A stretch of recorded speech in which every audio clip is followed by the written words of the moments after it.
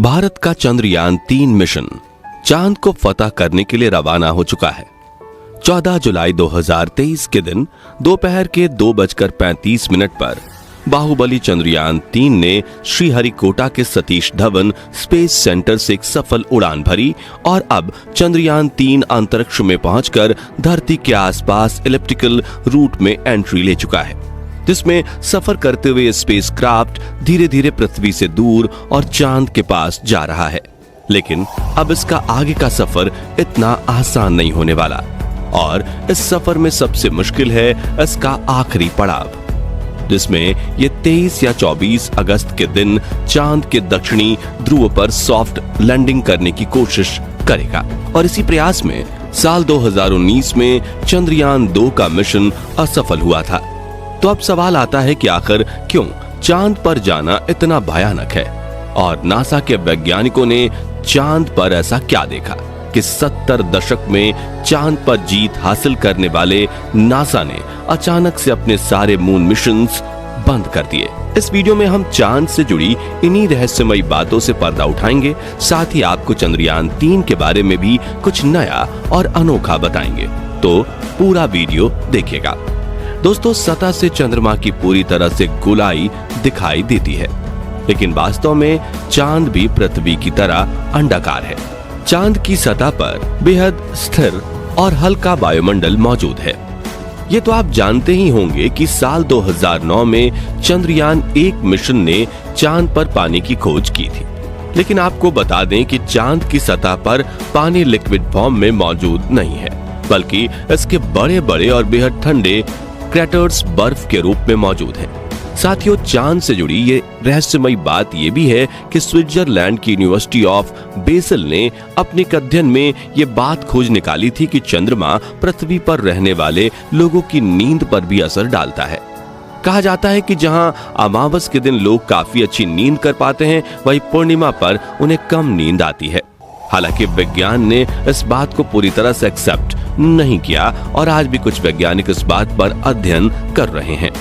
दोस्तों, चांद की जमीन काफी ऊबड़-खाबड़ है और इसमें कई बड़े बड़े क्रेटर यानी गड्ढे मौजूद हैं, जो इतने बड़े हैं कि पिछले करोड़ों सालों से इनके अंदर सूरज की रोशनी तक नहीं पहुंच पाई है। इनमें से सबसे बड़ा गड्ढा चांद के दक्षिणी ध्रुव में मौजूद है। एटकेन बेसिन नाम के इस गड्ढे का डायामीटर 2500 किलोमीटर और गहराई तो इतनी ज्यादा है कि इसमें एक के ऊपर एक करके 10 बुर्ज खलीफा समा जाएं। जी हां, इस गड्ढे की गहराई 8.2 किलोमीटर के आसपास है और ये पूरे सोलर सिस्टम के सभी ग्रहों और उपग्रहों में मौजूद गड्ढों में सबसे बड़ा गड्ढा है।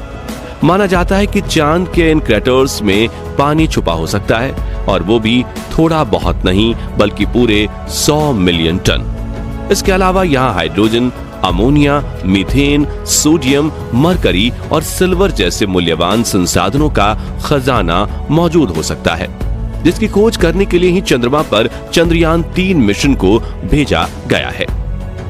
साथियों, साल 1959 में रशिया के स्पेसक्राफ्ट ने पहली बार चांद पर लैंडिंग की थी, जिसके बाद अमेरिका ने भी कई मून मिशन किए और 20 जुलाई 1969 के दिन नासा के अपोलो 11 मिशन के दौरान एस्ट्रोनॉट नील आर्मस्ट्रॉन्ग और बज एल्ड्रिन ने चांद पर पहली बार कदम रखा था, जिसके बाद नासा ने कई मून मिशन किए थे और अपने कुल 12 एस्ट्रोनॉट्स को चांद पर भेजा।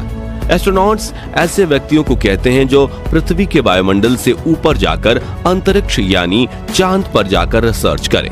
लेकिन दिसंबर 1972 में अपोलो 17 मिशन के बाद नासा ने अचानक से इंसानों को चांद पर भेजना बंद कर दिया, जिसके लिए उन्होंने ये कारण दिया कि चांद पर फिलहाल ऐसा कुछ नहीं है जिसकी रिसर्च की जा सके। लेकिन कुछ लोगों का ये भी कहना था कि नासा ने असली कारण को छिपाया है।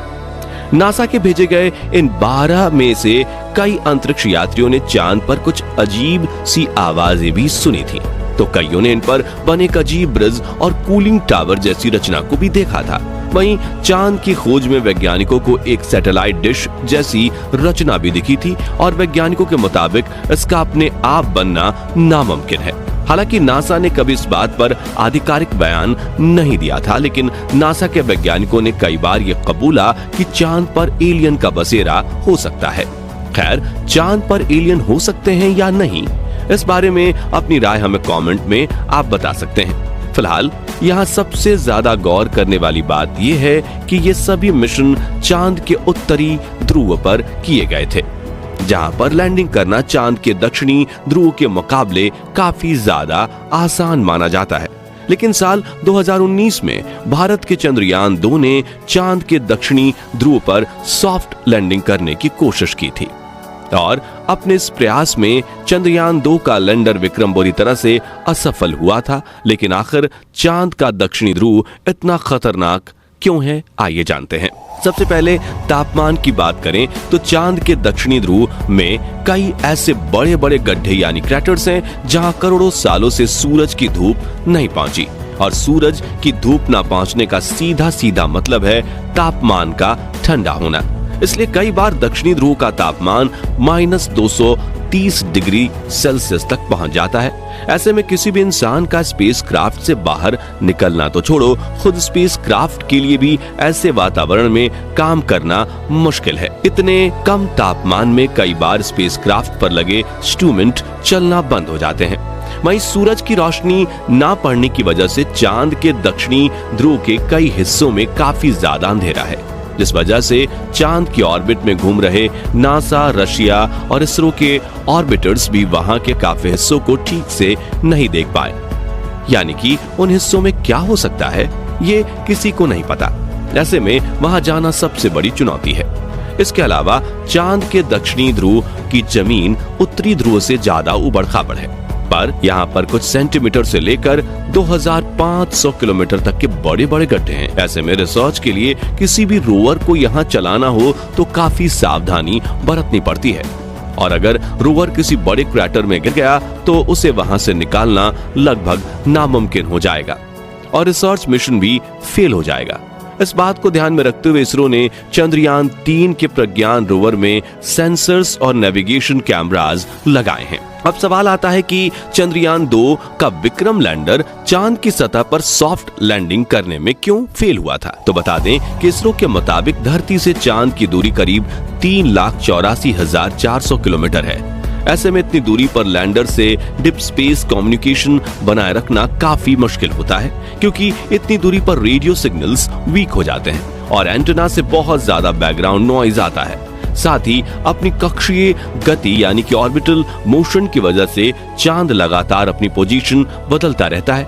ऐसे में तय की गई लैंडिंग साइट पर पहुंचने के लिए लैंडर को भी सही मोशन पकड़े रहना पड़ता है। इसके अलावा चांद पर पृथ्वी से कम ग्रेविटी है, बहुत पतला वातावरण है, साथ ही चांद के दक्षिणी ध्रुव में काफी बड़े बड़े पत्थर और गड्ढे होने के साथ धूल भी उड़ती है, और ये सभी कारण किसी भी लैंडर को लैंडिंग करने में काफी चैलेंजेस देते हैं। और पिछली बार चंद्रमा की सतह से 2.1 किलोमीटर पर चंद्रयान 2 के लैंडर से इसरो का संपर्क टूट गया था, और इन्हीं में से किसी एक कारण की वजह से वो चांद की सतह पर क्रैश लैंडिंग करके तबाह हो गया था। लेकिन पिछली बार आई मुसीबत से सीख लेकर इसरो ने चंद्रयान 3 के लैंडर विक्रम को पहले से ज्यादा एडवांस्ड और पावरफुल बनाया है। जैसे कि चंद्रयान 2 के विक्रम लैंडर में 5 थ्रस्टर्स थे, लेकिन चारों तरफ सही संतुलन बनाए रखने के लिए चंद्रयान 3 के लैंडर में बड़े और एडवांस 4 थ्रस्टर्स लगाए गए हैं। इसके अलावा इस बार के विक्रम लैंडर में लेग्स को बड़ा और मजबूत कर दिया गया है, साथ ही इसकी फ्यूल स्टोरेज कैपेसिटी को भी बढ़ाया गया है।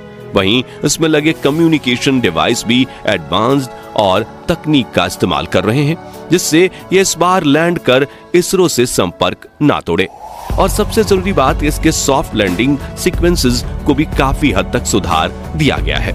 इन सभी बदलावों से चंद्रयान 3 के लैंडर को चांद की सतह पर सॉफ्ट लैंडिंग करने में आसानी होगी।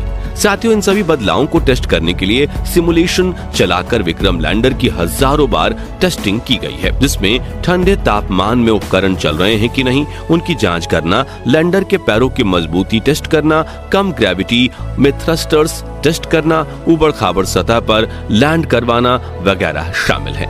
वह इसकी लैंडिंग साइट यानी चंद्रमा की धरती पर उतारने की जगह को भी पहले से ज्यादा बढ़ाकर 4x2.4 किलोमीटर की लोकेशन चुना गया है। और यदि सब कुछ प्लानिंग के मुताबिक रहा तो 23 या 24 अगस्त के दिन विक्रम लैंडर को चांद की सतह पर लैंड करवा दिया जाएगा। दोस्तों, अगर इस बार चंद्रयान 3 का लैंडर चांद पर बिल्कुल सही तरीके से सॉफ्ट लैंडिंग करता है तो अमेरिका, रशिया और चीन के बाद भारत वो चौथा देश होगा जो चांद पर सॉफ्ट लैंडिंग करेगा। साथ ही हमारा भारत वो पहला देश बनेगा जिसने चांद के सबसे भयानक हिस्से यानी साउथ पोल पर लैंडिंग की है, जिससे स्पेस रिसर्च की फील्ड में भारत का नाम सबसे ऊंचा हो जाएगा। तो साथियों, अगर आप भी हमारी तरह यही चाहते हैं कि चंद्रयान 3 मिशन में भारतीय स्पेस एजेंसी इसरो को अपार सफलता प्राप्त हो तो कमेंट बॉक्स में इसरो को अपनी दुआएं जरूर दीजिए। साथ ही जानकारी पसंद आई हो तो वीडियो को लाइक शेयर जरूर कीजिए और चंद्रयान 3 मिशन से जुड़ी हर पल की खबर पाते रहने के लिए हमारे चैनल को सब्सक्राइब करके बेल आइकन जरूर प्रेस कर दीजिए। धन्यवाद।